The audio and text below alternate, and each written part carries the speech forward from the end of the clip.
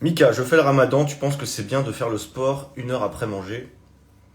Ça dépend des gens, ça dépend ce que tu as mangé surtout et ça dépend du type de sport que tu vas faire. C'est assez compliqué. Si tu manges un repas ultra lourd, ce qui est possible à la fin du jeûne forcément, et que tu fais des hits, des burpees, j'en sais rien, du cardio intense, je te conseille d'attendre peut-être 1 heure et demie, voire 2 heures, pour que la digestion ait le temps d'avoir fait son effet. Parce que ça peut être un peu embêtant. Si tu fais du renfort, par exemple, de la musculation 1 heure après manger, pour certains, ça passe. Mais je sais que moi, ça dépend ce que je mange, mais je me garde à peu près 1 heure et demie, 2 heures minimum entre un gros repas, genre un dîner par exemple, et, et le sport. Et pareil, pour le petit déjeuner, j'attends au moins 1 heure et demie, je pense. Mais ça dépend des gens. Mince, je vous ai fait tomber. Donc voilà. Si vous avez des questions sur le ramadan, vous pouvez me poser des questions. Étant donné que je ne le pratique pas, je ne vais pas avoir non plus 15 000 astuces, mais vous pouvez toujours essayer. Peut-être que, peut-être que ça va, peut-être que j'aurai des réponses quand même. On ne sait jamais. Hop. Bon bah n'hésitez pas en tout cas pour ceux qui nous ont rejoints. Si vous avez des questions sur le sport, sur l'alimentation, sur la perte de gras, sur le coaching potentiellement, je sais que j'ai reçu pas mal de questions sur le coaching la semaine dernière, étant donné que j'avais plus de place. Pour la plupart des gens, j'ai juste répondu que j'avais plus de place. Mais si jamais ça vous intéresse, on peut toujours échanger sur ça, ça ne m'ennuie pas. Damien, je n'aime pas je n'aime pas ta question, Damien. Je n'aime pas cette question. Cette question, cette question de fouine.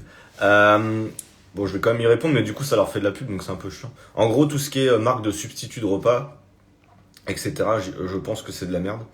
Et je pense que ça n'aide personne. Voilà, en gros.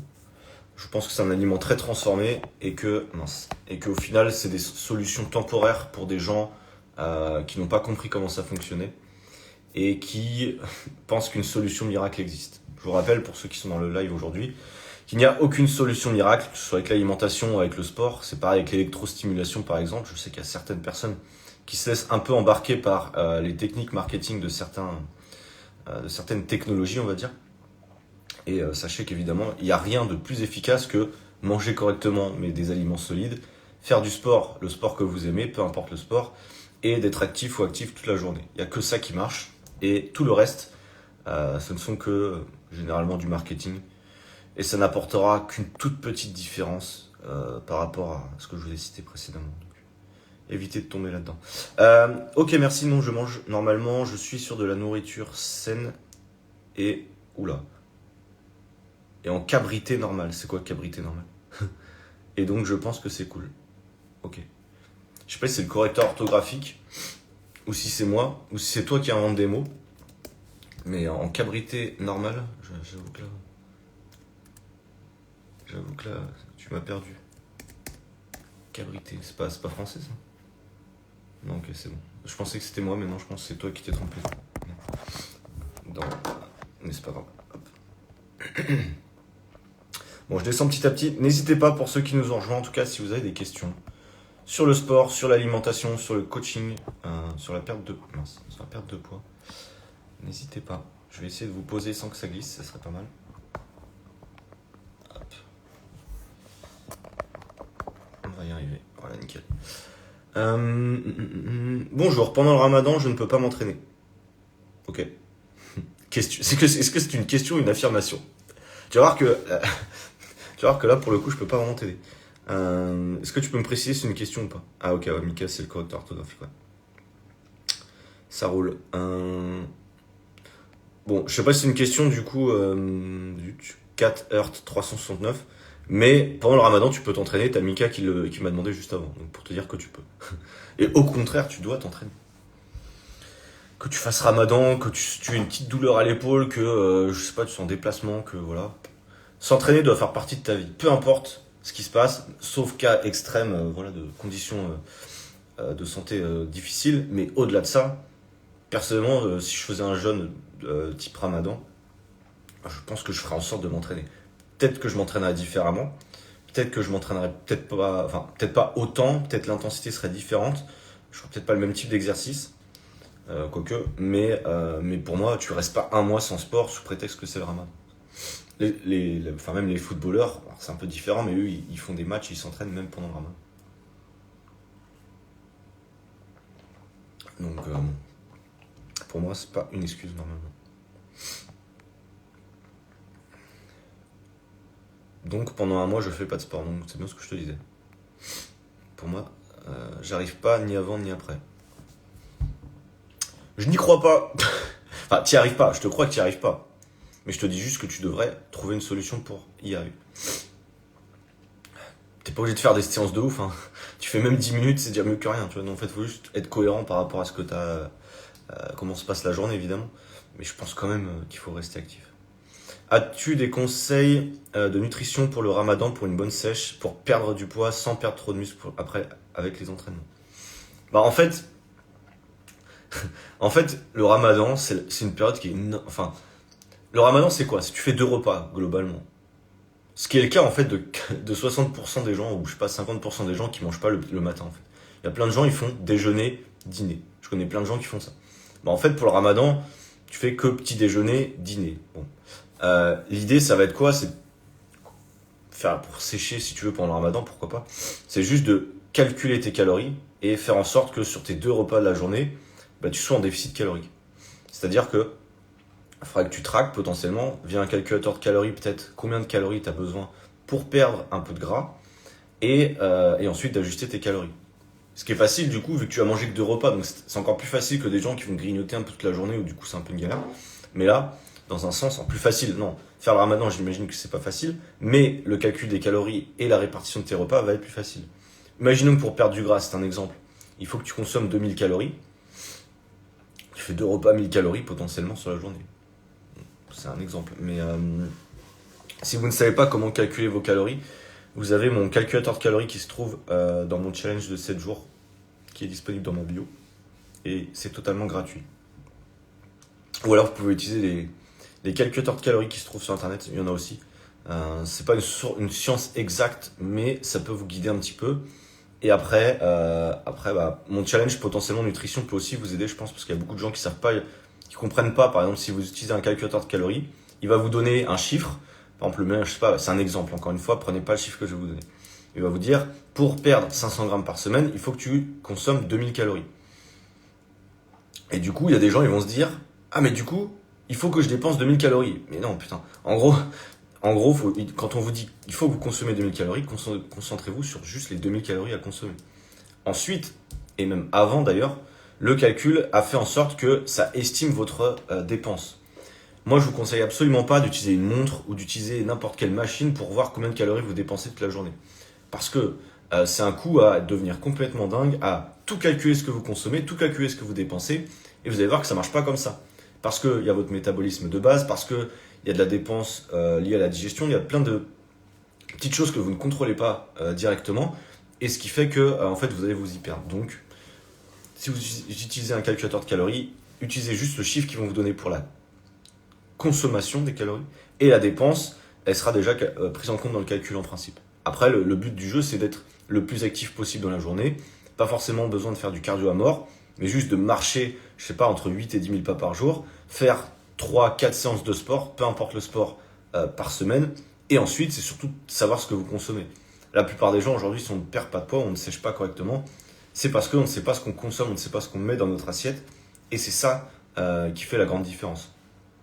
Donc voilà, dans l'idée.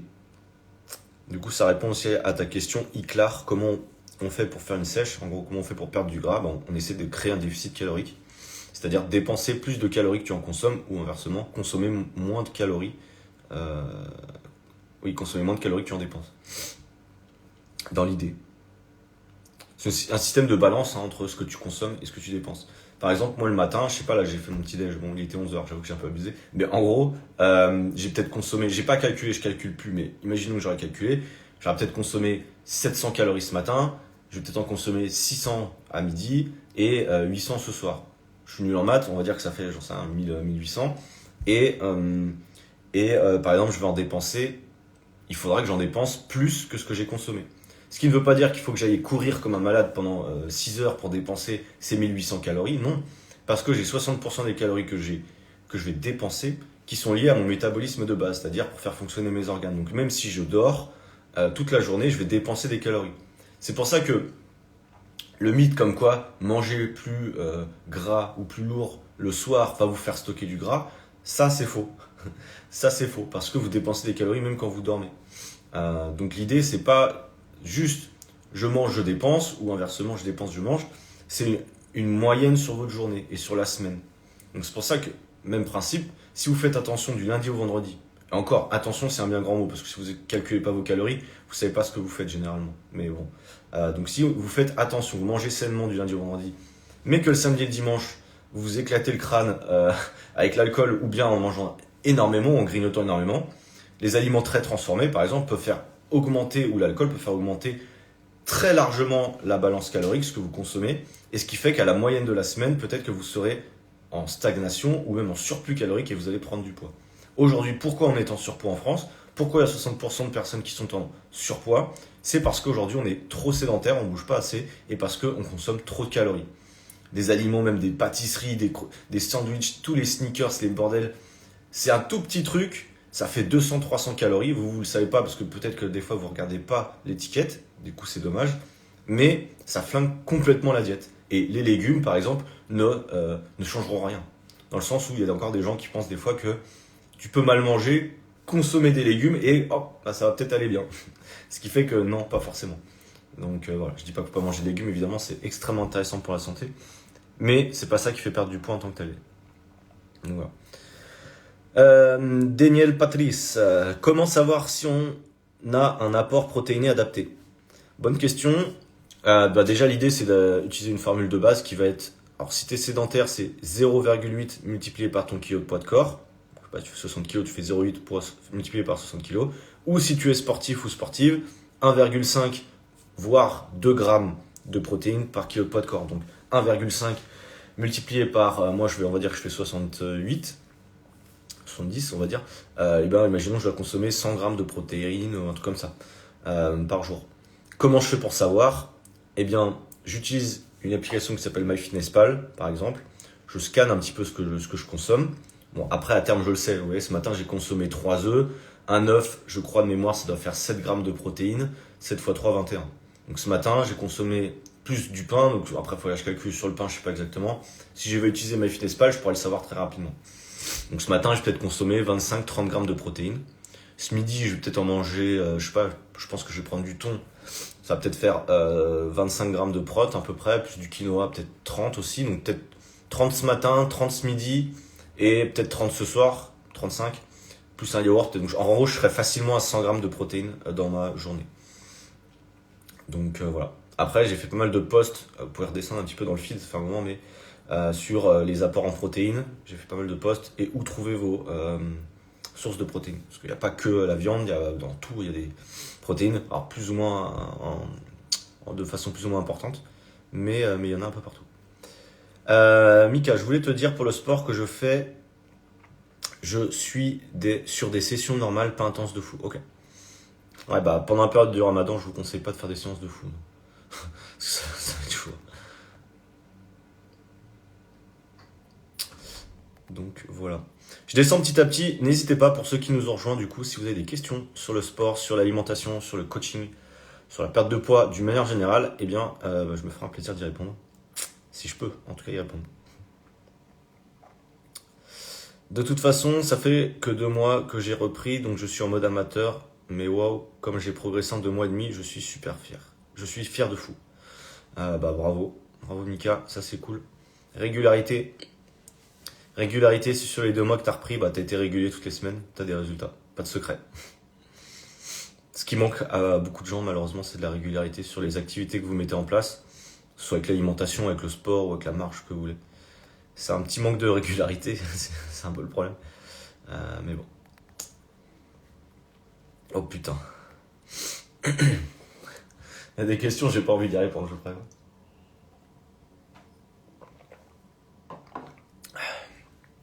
Je vais quand même y répondre pour rigoler. Tu conseilles quoi entre patate douce et patate normale? Je conseille de choisir ce que vous voulez. Voilà. En gros, c'est exactement la même chose. Même si en termes de nutriments, il y a quelques petites différences. Et en fait, cette question, elle est super bien, coaching VO2 Max. Je sais pourquoi tu me poses cette question. Mais en gros, cette question, elle est top parce que il y a beaucoup de gens qui des fois se posent des questions tellement précises sur des choses comme est-ce que je dois manger ci, mais ça c'est peut-être mieux, mais machin, sans oublier que l'alimentation c'est un ensemble, d'accord. L'alimentation, on est beaucoup de coachs à utiliser cette méthode-là, en tout cas moi c'est celle que j'utilise, c'est la règle des 20-80 ou 80-20. Consommer 20% d'alimentation plaisir ou transformée si jamais, pourquoi pas, et 80% d'alimentation brute ou en tout cas dite saine dans un sens. Dans ces 80% d'alimentation saine, que vous mangez des patates douces ou des patates normales, eh bien on s'en bat les couilles.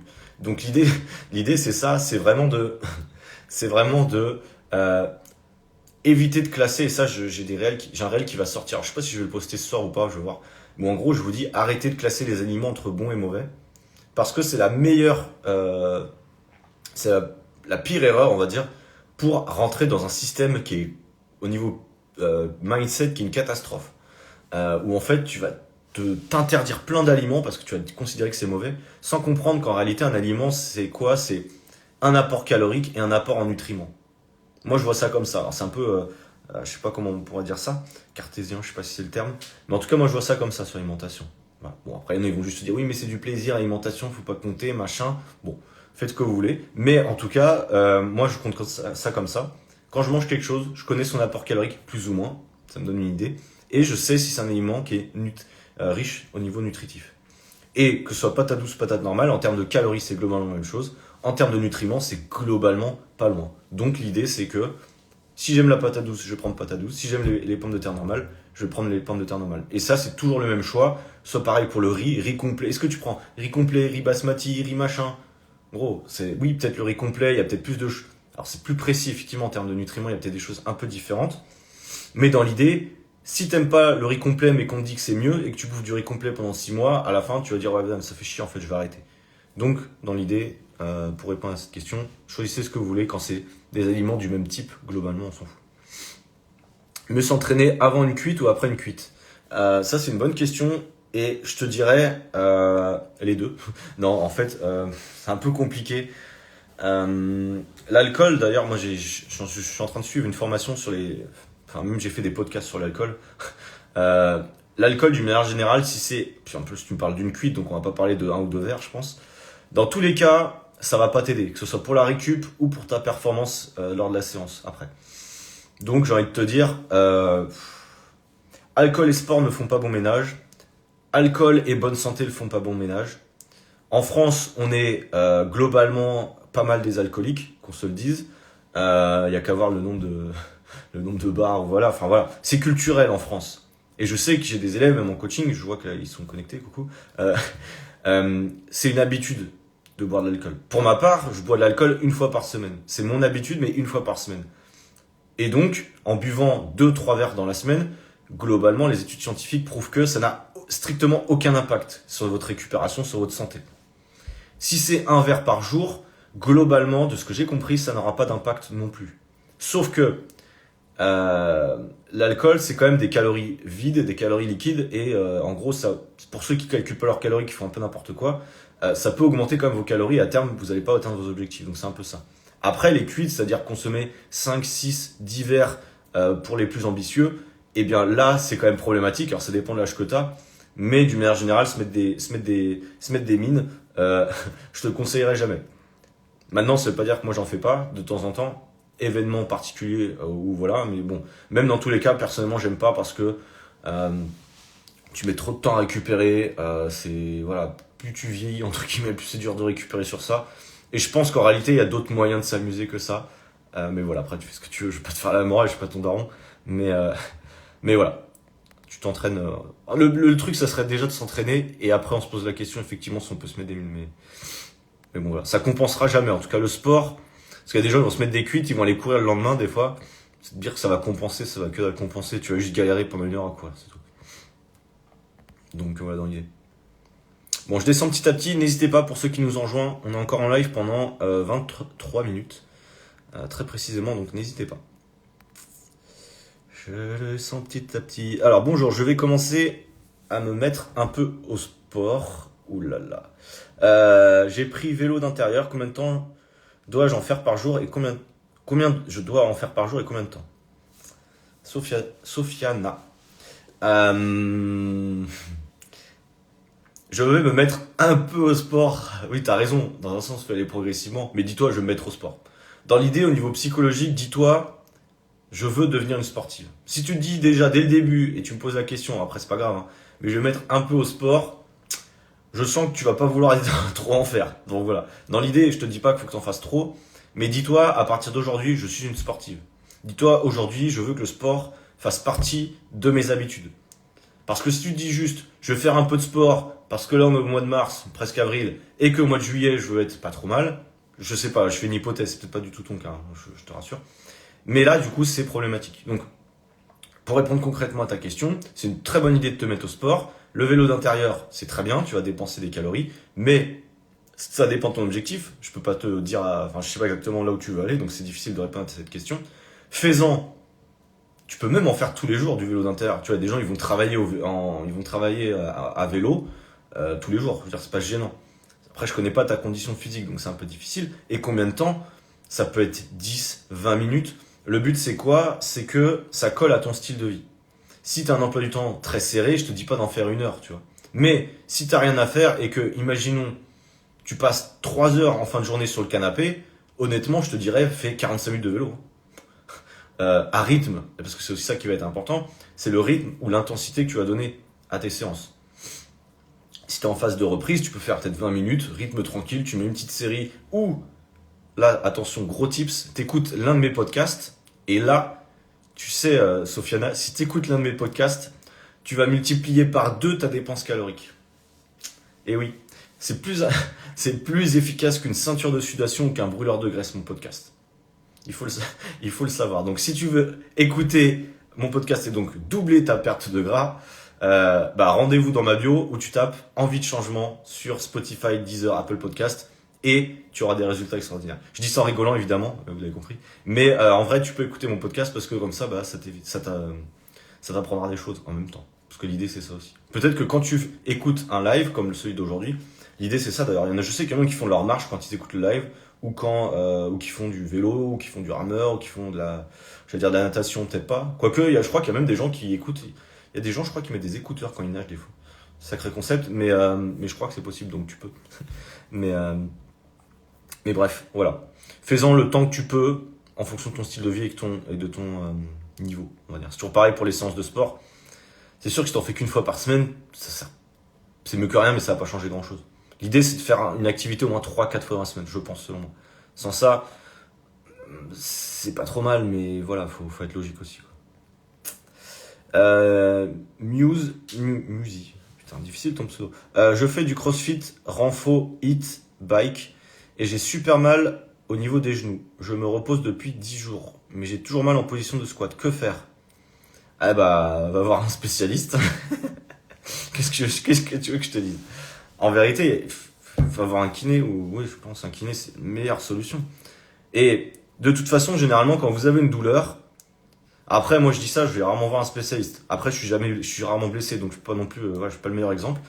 Mais si moi j'ai une douleur, l'idée c'est pas d'arrêter 10 jours.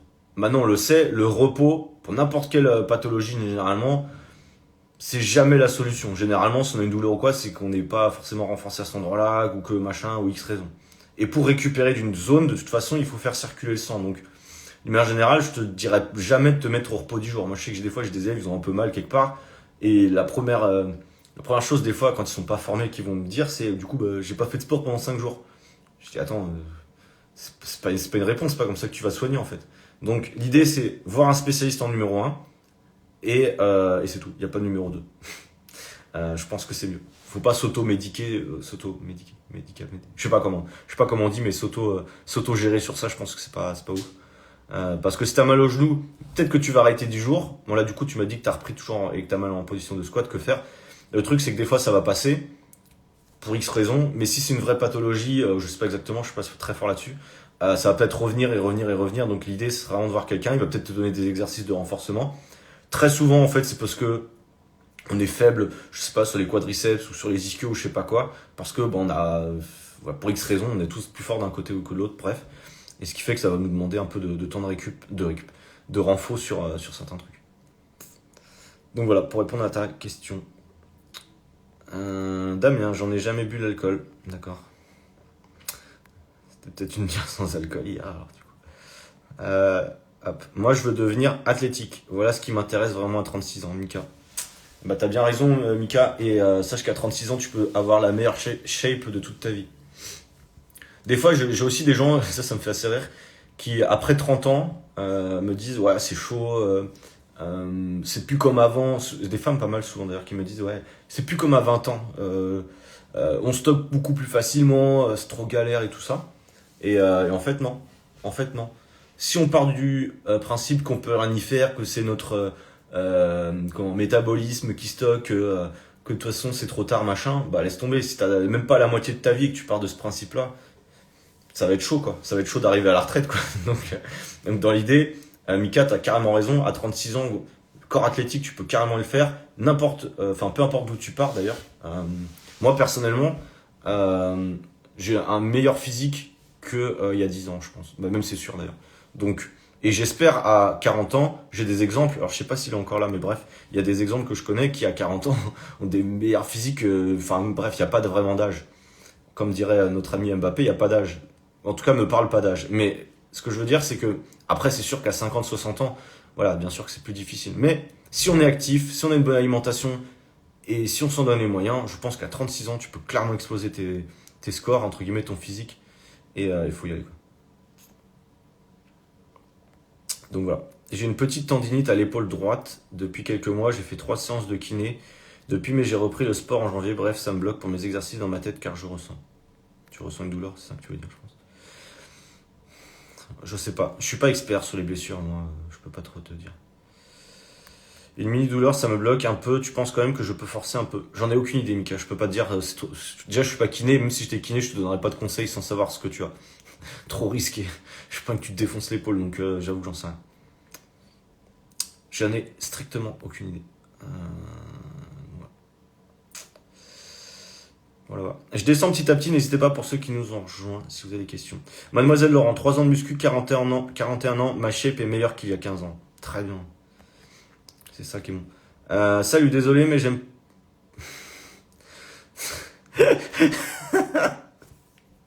Oh putain. Je sais pas si c'est du troll, mais ça me fait beaucoup rire. En tout cas, bien joué. Beau commentaire. Bon, je vous laisse vous connecter. En tout cas, me poser des questions si vous en avez. Je vais prendre de l'eau. Voilà, faut demander à Damien si vous avez des questions. Vous pouvez lui envoyer un message. Si vous avez des questions sur le rehab, donc la réhabilitation, je sais pas comment dire en français, mais en gros si vous avez des blessures, etc. Ça peut, il pourra vous aider sur ça. N'hésitez pas, si vous avez des questions, juste remplir mon verre d'eau. Évidemment, pensez à boire comme d'hab, mais voilà. Boire de l'eau, hein, pas boire autre chose.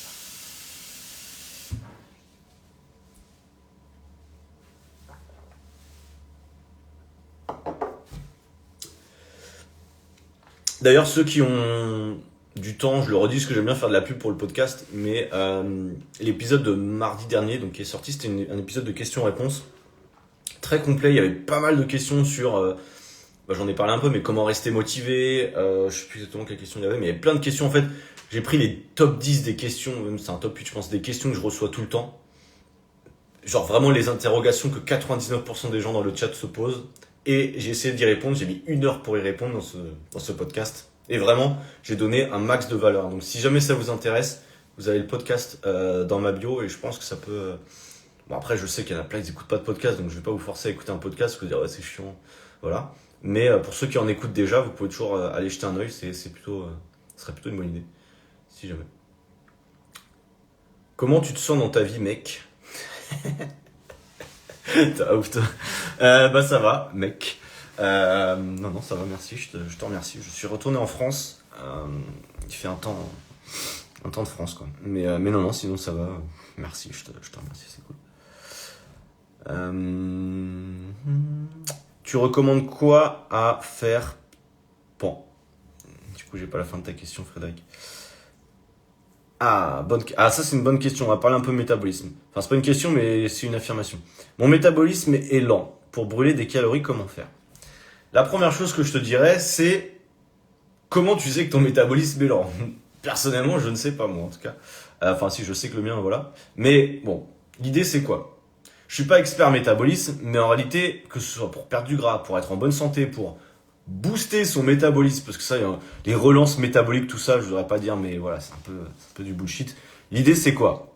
L'idée, c'est plus tu es actif ou active, plus tu as une alimentation de qualité, plus tu dors bien, moins tu es stressé, entre guillemets, donc en fait, tous les trucs de la vie qui font qu'on est en bonne santé, plus ton métabolisme va fonctionner efficacement. Dans un sens, plus tu as de masse musculaire aussi, même si, bon, voilà, pas non plus trop élaboré là-dessus, mais faire du renforcement, ça peut aider aussi, même si, bon, la différence n'est pas énorme, mais voilà. Mais en tout cas, avoir une alimentation de qualité, être actif, c'est vraiment la clé pour avoir un bon métabolisme. Donc c'est juste ça. C'est juste ça. Après, si tu as des problèmes plus spécifiques, là, après de métabolisme, tout ça, je sais pas, je suis pas qualifié sur ça. Mais en tout cas, la base de la base, c'est comme pour tout, c'est être en bonne santé. Enfin, comment les différents facteurs pour être en bonne santé. Dans l'idée. Manger des aliments non transformés, donc en fait avoir des aliments riches en nutriments. On n'en parle pas souvent, moi j'en parle pas trop souvent, j'essaie pas trop de vous embrouiller avec ça, parce que souvent je parle plus de total calorique avant de vous parler trop de nutriments. Mais d'une manière générale, avoir tous les nutriments nécessaires, c'est un truc de médecin, mais en gros, toujours avoir les nutriments nécessaires pour être en bonne santé, c'est juste la base. C'est-à-dire qu'aujourd'hui, si on mange beaucoup d'aliments transformés, des choses qui ont perdu leurs nutriments, notamment, de toute façon, même les fruits en ce moment, depuis plusieurs années, il y a beaucoup moins de nutriments qu'avant. Donc, on n'a pas trop le choix que il faut, même pour certains, des fois se complémenter. Je vais vous refaire un post là sur. J'ai un post qui va sortir, je sais pas quand, peut-être dans la semaine, sur le magnésium notamment. Enfin, voilà, il y a pas mal de choses qui font que parfois dans notre alimentation, on n'arrive pas à trouver tous les nutriments nécessaires et des fois se complémenter, ça peut aider pour certains. Après avoir essayé d'optimiser son alimentation, c'est toujours pareil. Si aujourd'hui vous mangez mal, mais moi je reçois des messages même de potes des fois qui me disent ouais, tu me conseilles quoi comme complément alimentaire et tout ça. Tu regardes ton alimentation, je dis gros, déjà calme-toi et avant de te complémenter, surtout regarde un petit peu ce que tu manges, tu vois. Parce que c'est vraiment ça. Si vous et c'est pareil pour plein de trucs, les gens qui essaient de prendre de la whey protein parce qu'ils ont fait 2 séances de sport, je dis attends, mais tu sais pourquoi tu veux en prendre? Parce qu'en fait ça a rien de magique, tu vois. Tu prends pas du muscle en consommant de la whey protein par exemple. Donc l'idée elle est là, c'est les compléments alimentaires, pourquoi pas. Mais avant, il faut vraiment optimiser les choses avant d'essayer de se complémenter pour rien. Alexandra, hello. Alors, ta prochaine destination après ce retour en France, ça sera soit le... Pardon, j'ouvre les yeux comme ça. Soit le sud de l'Espagne, soit le Portugal. J'ai envie de rester en Europe pour jusqu'au mois de juillet. Je pense rester en Europe. Et ensuite, en fin d'année, je repartirai loin. Enfin, en fin d'année. Je pense peut-être faire l'été en Europe encore, je sais pas, parce que du coup il fera beau. Et dès qu'il fait froid, moi, fin septembre, c'est terminé, vous me voyez plus jusqu'à fin décembre. Enfin voilà, en tout cas l'hiver, je serai pas ici, je pense pas. L'Asie, certainement, j'imagine. Après, c'est toujours le décalage horaire qui est un peu embêtant, faut toujours s'arranger. Mais bon, je m'arrangerai. Tu recommandes, Frédéric, tu recommandes quoi à faire pendant les jours de repos entre les séances pour rester actif? La marche. La marche, clairement. Un peu de mobilité, de souplesse pendant les jours de repos. Moi, je pense que c'est plutôt une bonne idée. Mais la marche, clairement, la marche. Il n'y a pas mieux que la marche. Le dimanche, c'est le meilleur jour pour... Tout le monde fait ça, d'ailleurs. Enfin, historiquement, les gens, enfin, je sais pas vous, mais moi, avec mes parents ou quoi, le dimanche, c'était le jour où on allait se promener, quoi. Ce qui est dommage dans un sens, c'est que souvent, et je pense que la plupart des gens, c'est le dimanche, on va se promener. Sauf qu'en réalité, on devrait se promener tout le temps, en fait. Mais bon, je sais que si en fonction de nos styles de vie, en fonction de là où on habite, tu vas te promener sur le périph' parisien, oui, j'avoue que c'est un peu casse-couille. Mais, dans l'idée, il faudrait se promener tout le temps. En tout cas, marcher tout le temps. Alors, c'est sûr que le dimanche, on peut aller se promener, faire des trucs plus sympas, et voilà. Mais dans l'idée, faut se bouger. Tu peux aller faire de la natation, si tu peux. Moi, je sais que je faisais ça pendant mes jours de repos avant. Enfin, quand j'habite à côté de la mer, on va dire. C'est aller nager, quoi. Clairement, aller nager, ça fait du bien pour la récup, l'eau et tout. Enfin, bref. Que des bénéfices. Et en plus, tu restes actif. Et c'est pas une activité qui est trop difficile. Si tu nages pas pendant 3 heures, quand même malade, quoi. Mika, je faisais 88 kilos pour 1m79 et j'ai perdu 6 kilos. Je pense que à 80, ça sera bien. Non. J'en ai aucune idée. Ça dépend de ta composition corporelle, Mika, donc c'est un peu difficile. Je connais pas ton taux de masse grasse, je connais pas ton physique, je connais pas ton taux de masse mec, donc de muscles notamment. Donc je sais pas exactement où tu en es, c'est très difficile de répondre à cette question-là. L'idée c'est, et ça c'est un peu une erreur aussi, c'est une bonne question du coup, c'est à partir d'un certain point, et en plus là, Enfin bon, bref. J'ai sorti 2 posts, notamment un hier, où je vous dis, vous pouvez aller le regarder après, que la balance, concrètement, c'est un des 6-7 outils qui va vous permettre de savoir si vous progressez ou pas. Mais c'est pas le seul. Et sauf que la plupart des gens, on est dimanche matin, il y a peut-être des gens qui ont fait un gros resto là, hier, ou qui ont bu un peu d'alcool, etc., qui vont se peser ce matin, comme d'hab, et qui vont dire « Ah, j'ai pris 2 kilos, mince ». Voilà, donc non. Déjà, la balance, c'est un des indicateurs, mais la balance, c'est pas du tout forcément le plus intéressant pour toi. Aujourd'hui, à 80 kilos, tu peux être mal dans ta peau, comme tu peux être bien dans ta peau à 90. Dépendant comment est constitué ton corps, en fonction de ta masse musculaire, du gras que tu as et de la vision, en fait, que tu as de ton corps. C'est surtout ça l'idée. Il y a des gens, ils sont très bien en shape, et moi je connais des gens qui font de la muscu depuis des années, dès qu'ils prennent un peu de gras, ils sont là, oh putain, je suis gros et tout ça. Tu te dis, mais non, mais t'abuses, tu vois. Et inversement, t'as des gens qui se voilent la face, c'est assez rare, mais il y a quand même des gens qui se voilent la face, qui sont en mauvaise santé, et qui vont dire, ouais, mais non, mais c'est bon, faut m'accepter, moi je m'accepte comme je suis. Bon, ok, tu peux t'accepter comme tu es, mais tu peux aussi accepter d'être en mauvaise santé. Donc, c'est aussi très paradoxal. Et donc, voilà. Le moment où tu te sens bien, tu t'en fous des chiffres de la balance. C'est ça que je veux te faire comprendre.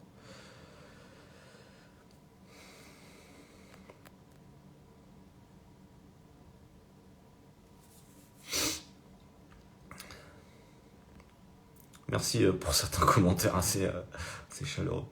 Je descends petit à petit, n'hésitez pas. Il nous reste 5 minutes de live pour ceux qui nous ont rejoints. Si vous avez des questions sur le sport, sur l'alimentation, sur le coaching, eh bien n'hésitez pas. Il nous reste 5 minutes. Après, je vais aller courir.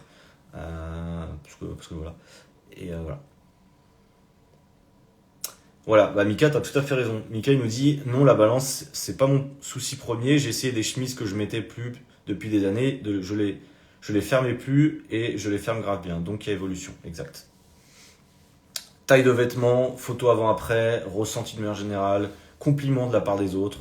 Pas mal de choses qui font que on progresse. Et donc, il n'y a pas que les chiffres sur la balance. Moi, personnellement, je me pèse une fois tous les 3 à 6 mois. Ce qui est un peu risqué, mais vu que ma diète est généralement toujours la même, alors bon, même si je suis en déplacement souvent, ma routine de sport est globalement toujours la même, 4 séances par semaine depuis 3 ans. Ma moyenne de pas est toujours entre 8 et 10 000 pas par semaine depuis 3 ans. Donc, il n'y a aucune raison que je prenne du poids. Je veux dire, enfin, tu vois, si tous les paramètres de ta vie sont assez cadrés, si t'es pas toujours en train de faire le yo-yo entre je fais beaucoup de sport, je fais plus de sport, je fais beaucoup de sport, je fais pas de sport, je suis hyper restreint, après je pète un plomb, je mange beaucoup, je suis restreint, je pète un plomb, je mange beaucoup. Si vous êtes comme ça, c'est sûr que vous devez avoir la balance parce que sinon vous savez pas ce que vous faites. Mais si vous avez des habitudes solides, ça prend du temps. Mais si vous avez une méthode long terme, à terme, moi je sais que j'ai des élèves, certains élèves, la balance, ils l'ont dégagée. Bon, faut avoir des habitudes solides, faut être costaud, faut vraiment être chaud, mais au bout de quelques mois, c'est possible de dégager cette foutue balance. Et psychologiquement, ça fait du bien. Parce que comme ça, on n'est pas là toutes les semaines ou tous les 2 jours à se peser alors qu'au final, ça sert à rien. Et faire des conclusions hâtives sur, mince, sur les 2 derniers jours, j'ai pris 500 grammes, alors que finalement, déjà même pour les femmes, des fois, c'est encore pire parce qu'il y a beaucoup plus de variations. Peut-être c'est juste de la rétention d'eau, mais on va tout remettre en question et on va, oh là là, ça va pas. Du coup, j'ai envie de me réconforter en rentrant demain soir après le taf. Du coup, je vais bouffer un peu plus. Et là, après, on rentre dans un cercle vicieux qui est compliqué. Florence, question intéressante. Comment faire pour arrêter les courbatures? S'entraîner régulièrement. La réponse de merde. Mais c'est ça. Si tu veux éviter d'avoir des courbatures, il faut éviter de faire le yo-yo avec son sport, c'est-à-dire s'entraîner ou entraîner ses muscles, par exemple les jambes 2-3 fois dans la semaine, pour éviter d'avoir des courbatures. Souvent les courbatures c'est au niveau des jambes, des fessiers, des ischios. Si on s'entraîne les jambes une fois dans la semaine ou une fois tous les 2 semaines, on va avoir des courbatures. Mais si on s'entraîne régulièrement, on va minimiser ces courbatures. Alors, bien sûr qu'il y a un stress quand même et que tu peux avoir des courbatures, mais globalement la régularité sur l'entraînement fait qu'on minimise les courbatures. Ensuite, le sommeil, l'alimentation joue beaucoup. Avoir son quota de protéines, ça va jouer quand même, je pense, sur les courbatures. Et l'hydratation. L'hydratation, c'est hyper important pour les gens qui font du sport et même pour les gens qui font moins d'activité. C'est super important. Tout ce qui est étirement, je sais pas trop quelle autre solution pour avoir. Étirement, concrètement, ça va pas jouer un rôle moyen long terme, on va dire, sur les courbatures. sur le moment donné, faire quelques petits étirements, pourquoi pas, ça va peut-être un peu faire redescendre la température, etc. Mais à terme, vu comment sont causées les courbatures, entre guillemets, un étirement long sur un muscle qui est chaud, par exemple, ça va rien amener de bien, au contraire. Donc l'idée, ça serait pas de faire des étirements forcément après sur les jambes, après une séance jambes, par exemple, en se disant ou ça va réduire mes courbatures. Non, dans l'idée, ça va pas changer, ça va pas être productif, on va dire. Angel, je ne suis pas sportif du tout, enfin je n'arrive pas à trouver la motivation. J'aimerais commencer avec la corde à sauter, que me conseilles-tu? Bah, je te conseille de ça me fait rire. J'aimerais commencer avec la corde à sauter, que me conseilles-tu? Bah, je te conseille de commencer avec la corde à sauter parce que tu as décidé de commencer avec la corde à sauter. Dans l'idée, c'est ça. Après, je sais pas ton poids, je sais pas ton niveau, etc. Je vais pas te mentir que si t'es en gros surpoids, fais pas de la corde à sauter, tu vas te défoncer les genoux. Voilà. Personnellement, je déteste la corde à sauter. Voilà. L'idée, c'est quoi? C'est si t'aimes faire de la corde à sauter, ou si tu tolères, on va dire, plutôt on va dire ça, si tu tolères la corde à sauter, fais-en. Si on t'a dit fais de la corde à sauter pour perdre du poids parce que c'est le plus efficace, n'en fais pas. Ou alors fais-en un peu pour voir, mais tu vas, voilà. L'idée, c'est fais un sport que tu aimes, peu importe. Tu l'as dit, tu n'es pas sportif du tout, ou en tout cas tu m'as dit que tu n'arrives pas, pardon, je vais arriver, à trouver la motivation. Donc, pour avoir des résultats, il faut trouver une activité que tu pourras faire régulièrement. Ça peut être de la natation, ça peut être de la marche, ça peut être de la corde à sauter, ça peut être du renfort, ça peut être ce que tu veux. Ça peut être du volley, du badminton, du ping-pong, on s'en branle. Mais dans l'idée, pour avoir des résultats, il faut être régulier. Et donc, trouver des solutions rapides ou qu'on vous a dit que c'était le plus efficace. Souvent, des fois, on me dit quel est l'exercice le plus efficace pour perdre du poids. On s'en fout.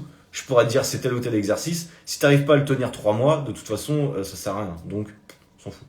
Donc voilà, dans l'idée, fais de la corde à sauter si tu as envie d'en faire, c'est très bien. Euh, mais voilà, de toute façon, ne fais pas que ça, de manière générale, je te conseille pas. Fais ça avec d'autres activités, marche, fais-toi plaisir.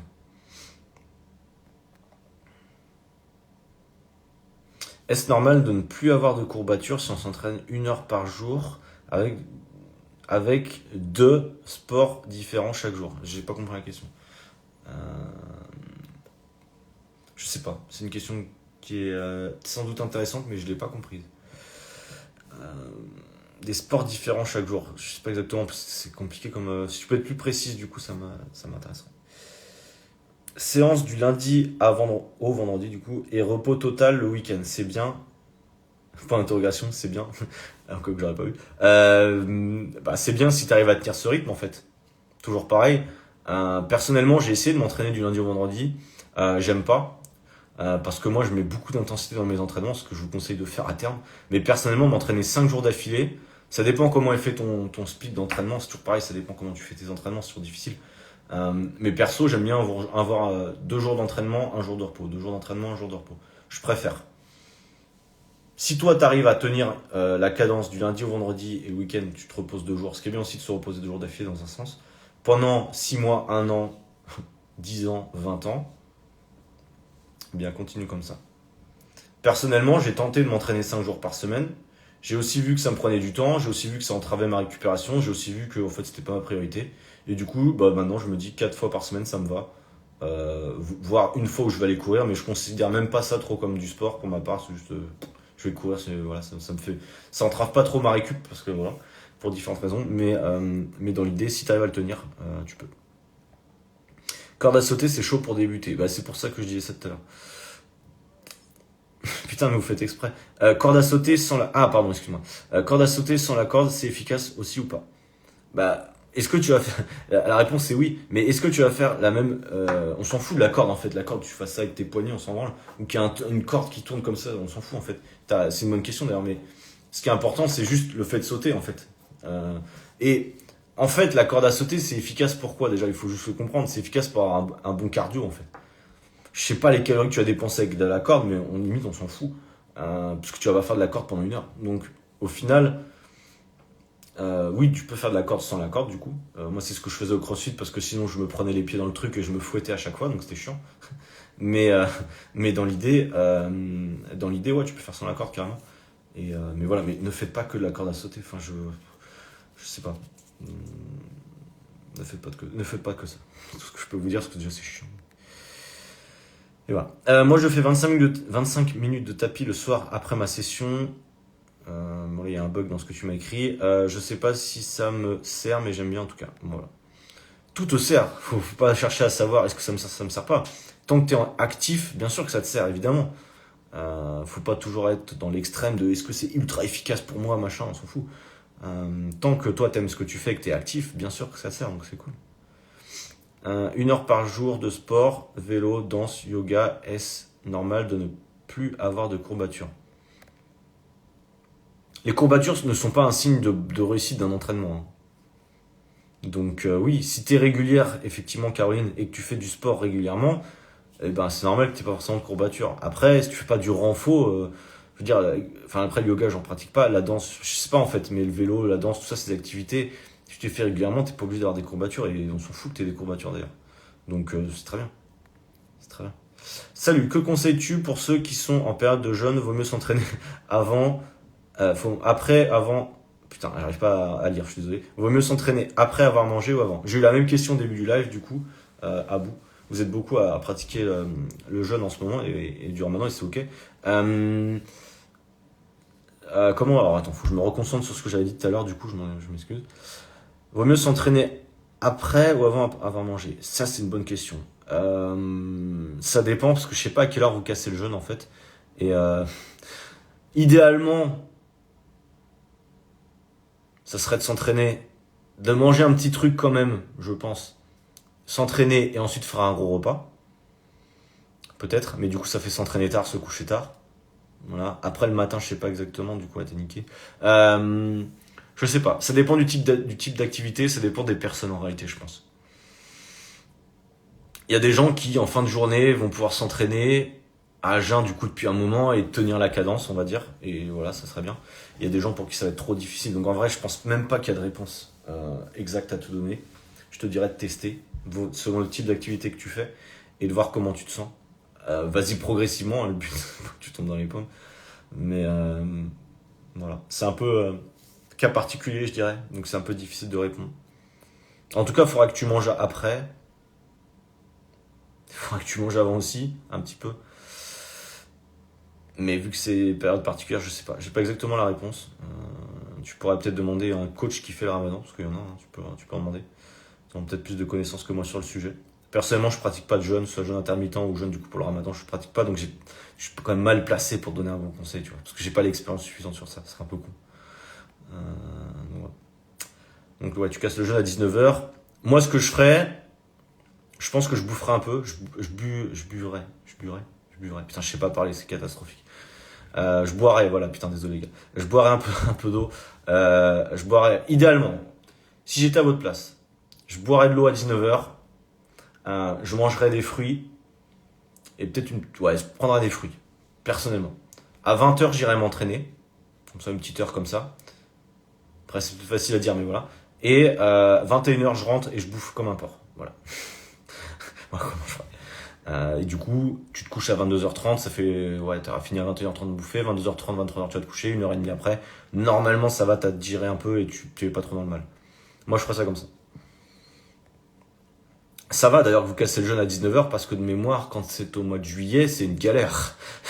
De mémoire, au mois de juillet, c'est galère parce que le jeûne, il se termine putain de tard. Et ça, c'est chaud. Là, honnêtement, vous êtes bien au mois de mars, il fait pas trop chaud. Enfin, je sais que c'est difficile, hein, je dis ça en rigolant parce que je sais que c'est chaud. Mais bon, voilà. Bon, n'hésitez pas si vous avez encore une ou deux questions, vu que j'ai commencé le live à 11h15. Potentiellement, vu que je dis que c'est 1 heure, je peux rester encore 5-6 minutes, ça me dérange pas. Si vous avez des questions de nouveau sur le sport, sur l'alimentation, sur le coaching, n'hésitez pas. Penses-tu que manger à 22h, ça impacte la perte de poids? Non. En sachant que je mange tard, je vais à la salle avant de manger. Non. T'as pas le choix, à mon avis, Mimi LSDP. À mon avis, My, je sais pas comment tu dis. À mon avis, t'as pas le choix. Je voulais regarder ta photo, je sais pas si tu fais de la boxe ou je sais pas. Bref, t'as pas. C'est sûr que c'est pas ouf parce que du coup, tu vas forcément te coucher un peu tard. Tu manges à 22h, tu vas forcément t'endormir vers 23h30 minuit. Il y a peu de chances que tu t'endormes juste après avoir mangé. Enfin, ce serait pas forcément idéal pour ton sommeil. Mais est-ce que ça impacte ta perte de poids? Non. Non, ça impacte pas ta perte de poids. Pas directement en tout cas. Et donc si t'as pas le choix, bah voilà, fais ta séance de sport à la fin de la journée, et puis voilà. C'est sûr que c'est pas optimal pour plein de raisons, mais voilà, c'est pas très grave. Une idée de repas pour commencer le printemps et l'été. Voilà, là je suis la mauvaise personne à qui demander. Euh, Personnellement, que ce soit en hiver, en été, mes repas sont les mêmes. Toute l'année, tout le temps. Donc, et perso, je vais pas vous sortir des recettes d'été, machin, sur mon compte, je pense pas. Vous avez des milliards et des milliards de recettes sur Google ou sur les comptes Instagram et des comptes Instagram de recettes. Vous pouvez vous en inspirer. Après, des idées de repas. Après, il y a aussi la saisonnalité des fruits, etc. Moi, étant donné que je suis pas toujours en France, donc je connais pas trop la saisonnalité des fruits, légumes et tout ça. Mais l'idéal, c'est effectivement de suivre un peu la saisonnalité, c'est toujours plus sympa. Euh, des idées de repas, je dirais, bah, pour le printemps et l'été, ça serait des repas, bah, déjà que tu aimes, évidemment. Des repas colorés avec différentes sources de fruits et de légumes. Enfin, de légumes, du coup, pas de fruits, mais de légumes de saison, évidemment. Et après, voilà, toujours une source de protéines. Et voilà, tu peux manger froid ou chaud, peu importe, je dirais. Mais non, je n'ai pas spécialement d'idée sur ça. Est-ce que les protéines végétales sont moins bien assimilées que les protéines de la viande et œufs? Oui. Ça dépend avec quoi tu les consommes, mais d'une manière générale, il y a pas les acides aminés complets, on dira. Donc, ouais. Mais là, c'est un peu plus spécifique. Mais dans l'idée, oui, les protéines animales sont plus intéressantes que les protéines végétales prises seules dans l'idée. Ça veut pas dire que si vous êtes végétarien, vous êtes dans la merde, non, il y a d'autres solutions. Donc, ouais. Allez, encore une question, si jamais il y a quelqu'un qui est chaud pour poser une question. Et sinon, on se donnera rendez-vous la semaine prochaine. Si tout va bien.